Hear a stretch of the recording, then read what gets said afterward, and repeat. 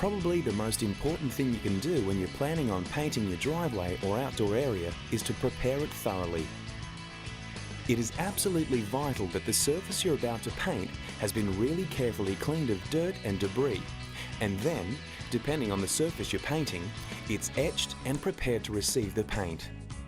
This creates a fine, porous, cratering effect that allows the paint to bond to the surface.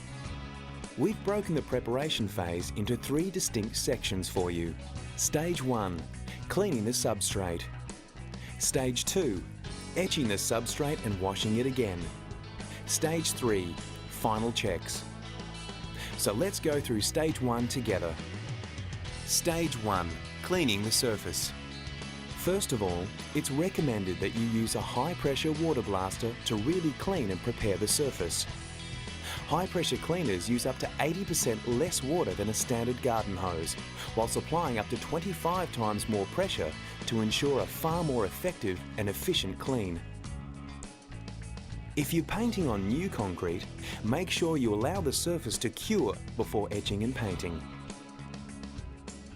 If you're painting over aged, unpainted, stained or worn concrete, then use a wire brush to remove any dirt, powder residue or poorly bound materials. Heavily oil or grease stained concrete will need an additional cleaning aid, like a surface degreaser, to remove these stains and greasy patches before you etch the surface. If you have a surface that has been painted previously, then you're going to need to scrape off any loose or flaking paint. Make sure the surface is sound by cutting an X like this through the existing paint with a sharp blade. Press the sticky tape very firmly against the X that you've created and then rip it off quickly. You'll need to do this a number of times across different parts of the painted surface so that you can check the entire area. If the paint stays fixed to the surface, it just needs to be washed and sanded to a matte finish. If the old paint comes off, it's unsound and should be removed completely. For stubborn areas, use a good quality paint stripper to remove the older paint. The use of a high pressure water blaster and sanding may assist with this task. Underbound concrete and really heavily stained and badly worn traffic areas that are heavily impregnated with residue matter like rubber, plastic or leather should not be painted over. Okay, so now that your surface is nice and clean, let's go to Stage 2. Preparation Stage 2, etching the substrate and washing again. Introduction to etching. Let's talk about etching and why it's so important to the process. Once the substrate is nice and clean, it needs to be made ready for the top coat of Jet Dry to adhere to it. Etching adds to the longevity of the finished job.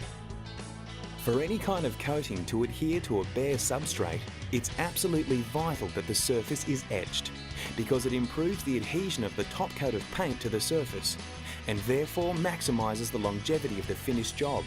That's why this stage is the most important. Our goal at this stage is to get the surface to feel like rough sandpaper to touch. 120 grit is a good rough guide, as this is the minimum recommended roughness that the substrate needs to be in order for the top coat to successfully stick in the long term. Do I need to etch or sand? All surfaces must be etched prior to painting, with the exception of painted concrete that is in good condition. If the already painted concrete is in good condition, then you can lightly sand the substrate to a matte finish before recoating it with Jet Dry. Preparation Stage 3, final checks. Stage 3 is easy. You just need to be sure that the surface has been thoroughly prepared. So sweep it over again to remove any loose particles and then let it dry properly before you begin painting.